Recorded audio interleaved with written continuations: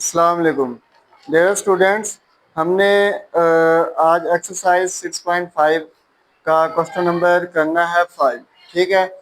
पहले जो है ना हमने किया था उसका क्वेश्चन नंबर 3। ठीक है जी। और 3 और 4 हो गए। अब क्वेश्चन नंबर क्या करना है, हमने 5 स्टार्ट करना है।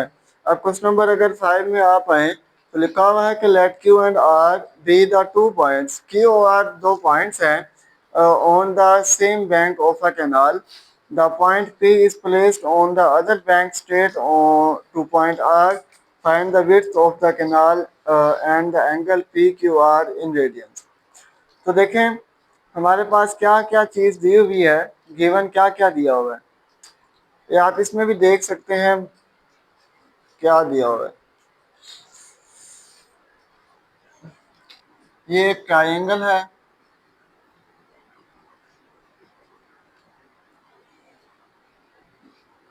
क्यू से लेकर आर तक हमारे पास जो आया हुआ है वो 5 मीटर है डिस्टेंस, और पी से लेकर क्यू तक जो डिस्टेंस है वो 13 मीटर है। उसके बाद है जी हमने पी और आर फाइंड आउट करना है। ठीक है जी, पी और आर फाइंड आउट करना है। इधर जो एंगल बनता होता है वो 90 डिग्री का होता है, ये आपको पता है। ठीक है जी। परपेंडिकुलर जो लाइन होती है उस पर जो एंगल बनता है वो कौन सा होता है, 90 डिग्री का होता है।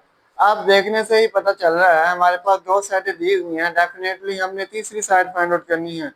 ठीक है जी। तीसरी साइड फाइंड आउट करने के बाद हम देखते हैं अगर उन्होंने एंगल फाइंड आउट किया हुआ है तो हम एंगल भी फाइंड आउट कर लेंगे, कोई मुश्किल नहीं है। तो देखें अब ये हमारे पास हो गई बेस। ठीक है, ये हमारे पास हो गया बेटा परपेंडिकुलर, और ये हमारे पास क्या हो गया, हाइपो हो गया। ठीक है जी। उसके मुताबिक फार्मूले के मुताबिक हमारे पास क्या होता है, हाइपो का स्क्वायर इज इक्वल टू होता है बेस का स्क्वायर प्लस परपेंडिकुलर का स्क्वायर। ठीक है, परपेंडिकुलर का स्क्वायर। अब हमारे पास जो हाइपो है वो है पी और क्यू। हाइपो वाली लाइन कौन सी है, पी और क्यू है। तो आप लिखेंगे पी क्यू का स्क्वायर। ठीक है बेटा, इज इक्वल टू बेस क्या है हमारे पास, क्यू और आर है, तो आप लिखेंगे क्यू और आर का स्क्वायर। ठीक है, आप ब्रैकेट भी लगा सकते हैं और ये भी लगा सकते हैं। ठीक है जी, दोनों ठीक है। प्लस परपेंडिकुलर क्या है बेटा, पी और आर, पी और आर का स्क्वायर हो जाएगा। ठीक है, इधर तक क्लियर है बेटा जी। हाँ, इसी को आप आरपी कर सकते हैं, एक अलग आरपी नहीं है। ठीक है जी। हाँ जी। अब पी क्यू की जो वैल्यू है वो क्या दी हुई है, 13 मीटर। तो 13 मीटर का क्या हो जाएगा बेटा, square is equal to Q R क्या दिया हुआ है, 5 मीटर का स्क्वायर प्लस पी आर जो है वो हमने फाइंड आउट करना है। ये स्क्वायर इसका वैसे रहेगा। ठीक है, अब आप ले लें 13 का स्क्वायर। 13 का स्क्वायर क्या आता है, 160। तो ये आ जाएगा 169 meter square is equal to 5 का स्क्वायर बेटा 25। तो ये आ जाएगा 25 मीटर का स्क्वायर प्लस पी आर का स्क्वायर हो जाएगा। ठीक है बेटा, ये स्क्वायर हो गया। अब ये 25 जब इस तरफ आएगा तो माइनस हो जाएगा, -25 मीटर का square is equal to P R का स्क्वायर हो जाएगा। 100 इन दोनों में से 25 का है, मेरा ख्याल में कितना आता है, 144 आता है। तो ये हो जाएगा 144 मीटर का square is equal to P R का स्क्वायर। हमने लेंथ फाइंड आउट करनी है पी आर की। ठीक है जी।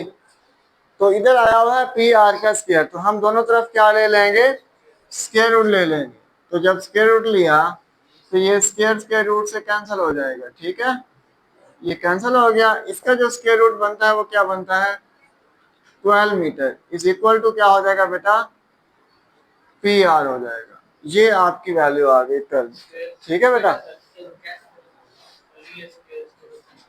कौन सा बेटा? हाँ हाँ, कटा है तो एम आया है। कटिंग नहीं की, जरूरी नहीं होता, कोई फर्ज नहीं है हमारे ऊपर कट भी करना, नीचे लिख दिया पता चल जाता है। ठीक है, जब जाहिर सी बात है स्क्वायर रूट से कैंसिल हो जाएगा तो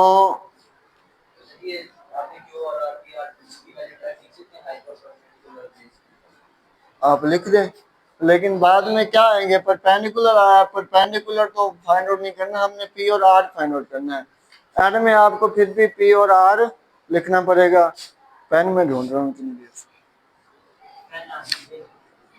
ये देखिए जी। ठीक है बेटा जी। आंसर में मैं कह रहा था कि जो दिया हुआ है एंगल भी दिया हुआ है, लेकिन क्वेश्चन के अंदर आप पढ़ें तो उन्होंने कहा हुआ है कि एंगल रेडियन में होना चाहिए।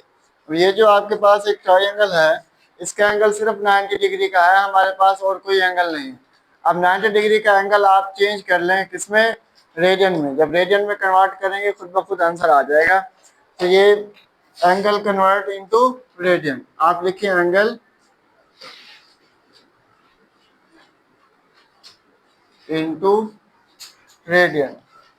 ठीक है, वो पहले देख लें बाद में लिखिएगा। ठीक है, इनटू रेडियन हो जाएगा। अब ये जो है हमारे पास एंगल कौन सा था, इज इक्वल टू 90 डिग्री, इसको हमने कन्वर्ट करना है इनटू रेडियन। तो ये 90 मल्टीप्लाई क्या हो जाएगा, पाई बाय 180 हो जाएगा। ठीक है, ये 0 0 से कैंसिल हो जाएगा और 9 2 तक क्या हो जाएगा 18। तो आपके पास जो वैल्यू बचेगी पाई डिवाइडेड बाय 2 बच जाएगी। ठीक है, अगर आप कैलकुलेटर्स पे पाई बाय 2 करें तो आंसर आ जाएगा रेडियन में। कैलकुलेटर्स आपने अपने निकालें तो आंसर क्या आ जाएगा, 3.14 कर लें, 3.14 डिवाइडेड बाय 2 कर लें, क्या है बेटा आंसर 1 ये आपका जो है ना बेटा, ये एंगल आ गया रेडियन में। ठीक है, डिग्री में उन्होंने कहा था नहीं होना चाहिए, इसमें थीटा जो होना चाहिए वो रेडियन में होना चाहिए। तो 1 ठीक है बेटा, कोई बात, पॉइंट से पहले वाली वैल्यू सही होना, वो कैलकुलेटर्स पे थोड़ा सा डिफरेंस आ जाता है। ठीक है जी, एक्यूरेट पॉइंट के बाद जो वैल्यू है ना वो कभी भी नहीं आएगी, तो पॉइंट से पहले वाली वैल्यू सही होनी चाहिए। ठीक है बेटा, अब हम चलते हैं आगे। आगे आप आ जाएं, ये जो क्वेश्चन नंबर 6 और 7 है ये हम कल करेंगे। क्वेश्चन नंबर 8 पे आ जाएं आप, क्वेश्चन नंबर 8 पे, क्वेश्चन नंबर 8 देखें। क्वेश्चन नंबर 8 में उन्होंने क्या कहा हुआ है,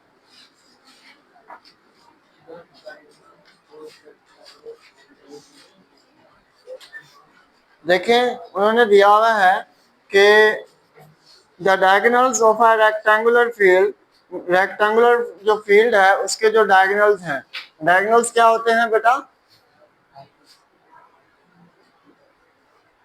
एक रेक्टेंगल है उसके डायगोनल्स क्या होते हैं, हम्म जी, मैं तो बताते बताते थक गया हूँ जी। चल रहे कितने दिन एंजॉय करें, कर लें। डायगोनल्स क्या होते हैं जी, एक रेक्टेंगल है उसका आप मुझे डायगोनल बता दें बस, और कुछ भी ना बताएं। एक रेक्टेंगल है इसका आप मुझे डायगोनल बता दें।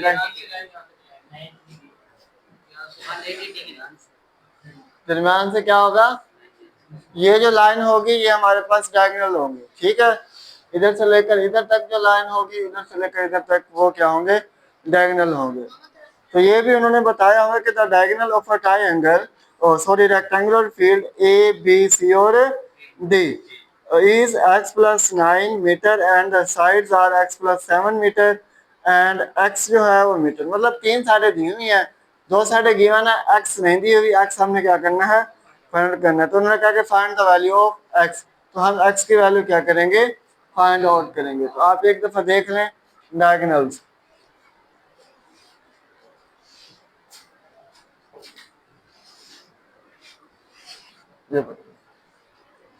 क्वेश्चन नंबर कौन सा है बेटा हमारे पास, 8। क्वेश्चन नंबर 8 करना है।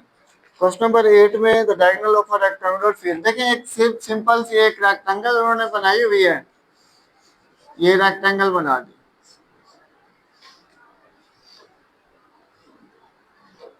उसके बाद उन्होंने साइडें x+7 मीटर, ये x+7 मीटर है, और उसके बाद है x मीटर ये वाले जो साइड है।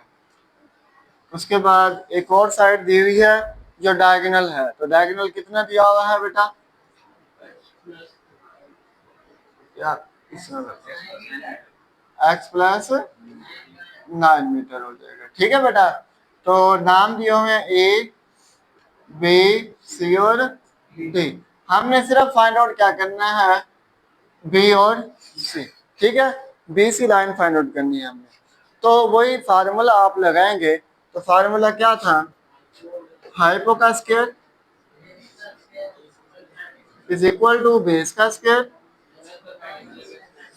प्लस परपेंडिकुलर का स्क्वायर। ये तो फार्मूला आपको आता है, ये फार्मूला याद है ना, याद है। चलें आप इसमें मुझे बता दें हाइपो क्या है, इस ट्रायंगल में हाइपो क्या है। इस ट्रायंगल में हाइपो है x प्लस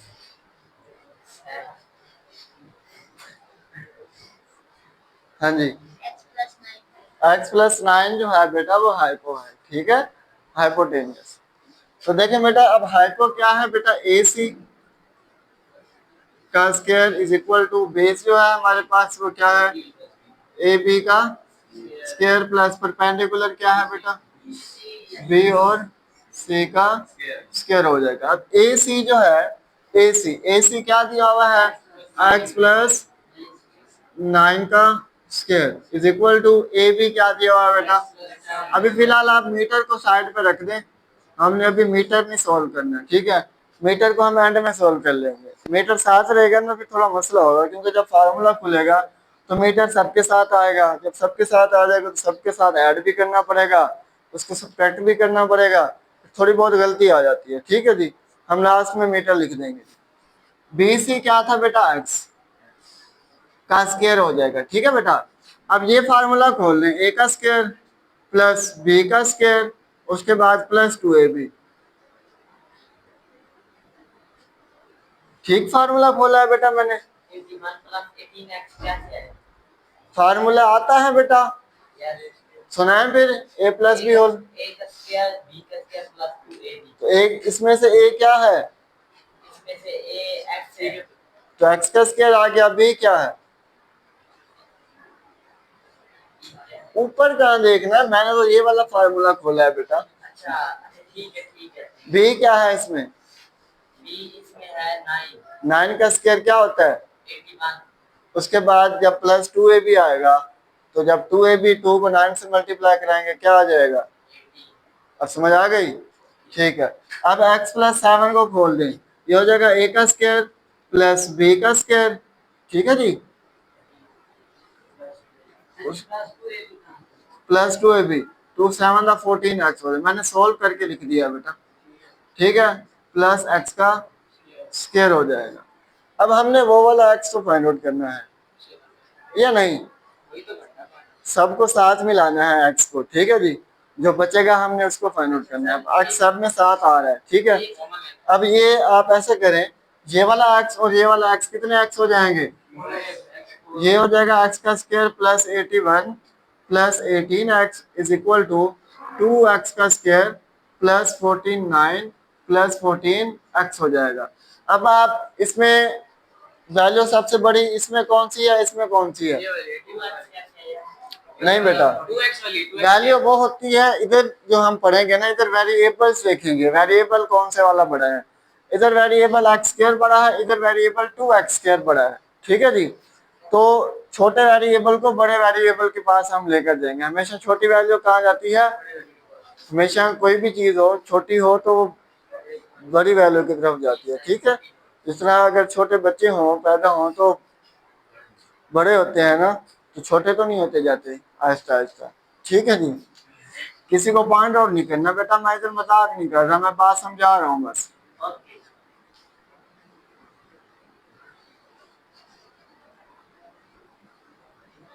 एक्स स्क्र उधर चला जाएगा तो बेटा माइनस एक्स स्क्र हो जाएगा, 81 उधर चला जाएगा तो माइनस 81 हो जाएगा, 18x उधर चला जाएगा तो माइनस 18।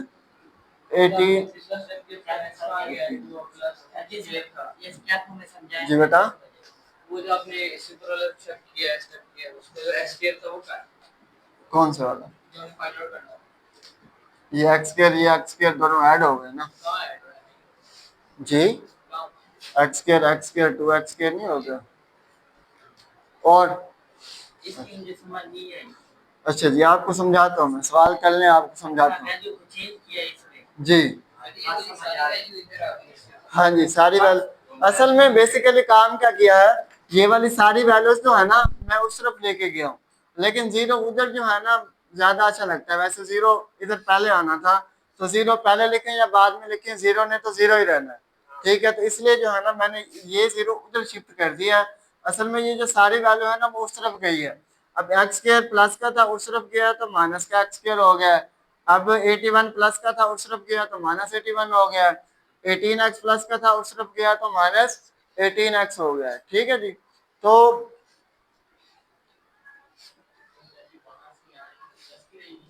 जी वो चेंज हो जाएगी ना, साइन चेंज हो जाएगा ना, left hand side right hand side पे जो वैल्यू जाएगी उनके साइन चेंज हो जाएंगे बस, और कुछ भी नहीं होगा। अब ये जीरो जो है ना मैं बेटा उस तरफ लिख रहा हूँ बस, और इसमें कोई भी चेंजिंग नहीं की। अब ये 2x स्क्र है, ये माइनस एक्स स्क्र, दो में से एक एक्स स्क्र चला गया, कितने एक्स स्क्र बच जाएंगे बेटा, एक एक्स का स्क्र बच जाएगा। उसके बाद ये 49 है प्लस का, ये पहले हम एक्स वाली वैल्यूज को सोल्व करते हैं। ये 14x है, ये माइनस 18x है, 18 में से 14 को माइनस कर रहे हैं, कितने बच जाएंगे, तो ये हो जाएगा बेटा माइनस का 4x। अब 49 में से माइनस कर दें 81 को, 81 माइनस 49 कर दें जी, माइनस 32 हो जाएगा इक्वल टू 0। इधर तक समझ आ गए बेटा, बेटा इसमें इधर तक किसी को प्रॉब्लम हो तो मुझे बताए, ठीक है। कुछ भी नहीं किया, जस्ट हमने इनके स्क्वायर्स खोले हैं, स्क्वायर्स खोलने के बाद मैंने सारी वैल्यूज को जो है ना इकट्ठा कर दिया, ठीक है जी। कोई भी चीजें बिखरी पड़ी हो, जिस तरह अब आपके स्कूल खुलने वाले हैं तो आपकी वर्दियां आपको नहीं पता कहाँ पड़ी हुई है, ठीक है जी, आपको नहीं पता कहाँ पड़ी हुई है, तो पैंट कहाँ पड़ी होगी, शर्ट कहाँ पड़ी होगी, बेल्ट कहाँ पड़ा होगा, तो जूता कहाँ पड़ा होगा, तो क्या करना पड़ेगा, आपको उठाना पड़ेगा, उसको प्रेस करना पड़ेगा, प्रेस करने के बाद जो है ना उसको अरेंज करना पड़ेगा, अरेंज करने के बाद जो शूज है उनको पॉलिश करने पड़ेंगे, पॉलिश करने के बाद फिर आप उन्हें रख देंगे, ठीक है जी। जब आपके स्कूल वाला दिन आएगा तो वो चीजें पड़ी होंगी, आप चुप करके पहन के आ जाएंगे। इस तरह बैग की जो चीजें हैं सारी बिक्री पड़ी होंगी, तो आप सारी चीजें क्या करेंगे, ऐसा ऐसा कलेक्ट करेंगे, कलेक्ट करने के बाद जो है ना आप फिर स्कूल आएंगे, ठीक है जी। ये तो नहीं सारी चीजें कह रहा कि आप ऐसे आ जाएंगे, ठीक है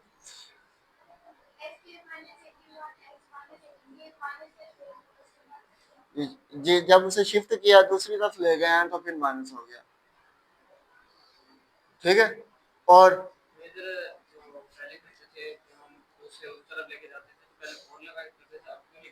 क्या करते थे, और लगा के फिर जीरो को सेट लेके जाते, नहीं और नहीं लगाते थे, वो भी और वाला एक और भी ऐड होता, और वाला काम क्या होना।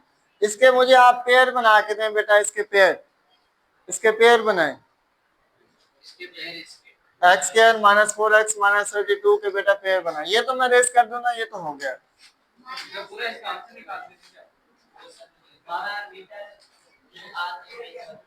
जी बेटा। 32 के पेयर क्या बनते हैं बेटा, ये पेयर नहीं, एक तो 1 के टेबल में आ गया, दूसरा तीसरा हमें क्या चाहिए दरम्यान में बेटा 4 चाहिए, तो 4 के टेबल में आता है, 4 8 32। ठीक है। 4 और 8 का बना लेते हैं क्योंकि हमें 4 चाहिए ना, 8 में से 4 चले जाएंगे तो क्या बच जाएगा, 4 बच जाएगा। ठीक है बेटा, तो ये देखें, इधर देखें, इधर सबसे पहले बोर्ड पे देखें, ये हो जाएगा एक्स का square minus 4x minus 32 equal to 0। Pair जब इसके बनाएंगे एक्स स्क्वायर माइनस, हमें बड़ी वैल्यू के साथ माइनस चाहिए, तो माइनस 8x, उसके बाद क्या हो जाएगा plus 4x minus 32 equal to 0 हो जाएगा। इन दोनों वैल्यूज में से आप x को कॉमन ले लें, इन दोनों वैल्यूज में से क्या करेंगे, x कॉमन लेंगे। पूछता हूँ अभी, ये x जब कॉमन लिया अंदर क्या बच जाएगा, जब आपको पता है मैंने फाइंड आउट कर लिया तो आप चुप करके सवाल को देखें।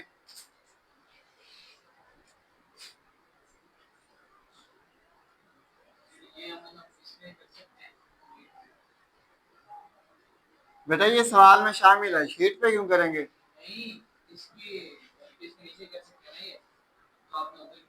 इक्वल टू, ये देखें बेटा x माइनस 8 मैंने दोबारा कॉमन लिया है, जब कॉमन, जी बेटा क्या कर रहे हो, बेटा उधर जगह नहीं थी इसलिए इधर नहीं, x माइनस 8 दोबारा कॉमन ले रहे तो अंदर वैल्यू ये वाली बच जाएगी, तो x माइनस 8 इक्वल टू 0 कर दें, एक दफा क्या कर दें, x प्लस 4 इक्वल टू 0, ये आ जाएगा x इज इक्वल टू 8 और x इज इक्वल टू क्या आ जाएगा बेटा -4। ठीक है, अब हमेशा जो वैल्यू आती है इसमें हमने डायगोनल जो फाइंड आउट करने हैं या परपेंडिकुलर लाइन, कुछ भी आप गहराई फाइंड आउट कर रहे हैं, विड्थ फाइंड आउट कर रहे हैं, तो हमेशा पॉजिटिव फाइंड आउट करते हैं, पॉजिटिव हमेशा हम फाइंड आउट करते हैं। ये नहीं कि मैंने कहा कि आपको जो है ना अपनी लेंथ बताएं, तो आप ये नहीं कहेंगे कि मेरी है -8 या -6 या -4, ठीक है, फुट के हिसाब से, तो आप पॉजिटिव बताएंगे ना, मेरी जो हाइट है वो 8 फुट है या 4 फुट है या 3 फुट है, ठीक है जी, तो हाइट बताएंगे, इस तरह पॉजिटिव बताएंगे ना, तो ये भी हम हाइट मालूम कर रहे हैं, ठीक है जी, जो गहराई मालूम कर रहे हैं, ठीक है, विड्थ मालूम कर रहे हैं, तो वो क्या होगा हमारे पास पॉजिटिव होगा। ठीक है, तो अब आपके पास जो एक्स की वैल्यू आएगी इसको आपने इग्नोर कर देना है,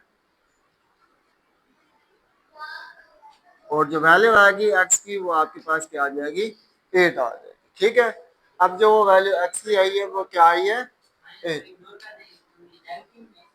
हाँ जी, मैंने कहा तो है अभी बेटा, हमेशा वैल्यू जो है ना वो पॉजिटिव आएगी। ठीक है बेटा, इधर तक क्लियर है, सबको समझ आ गई है, ठीक है बेटा, अल्लाह हाफिज।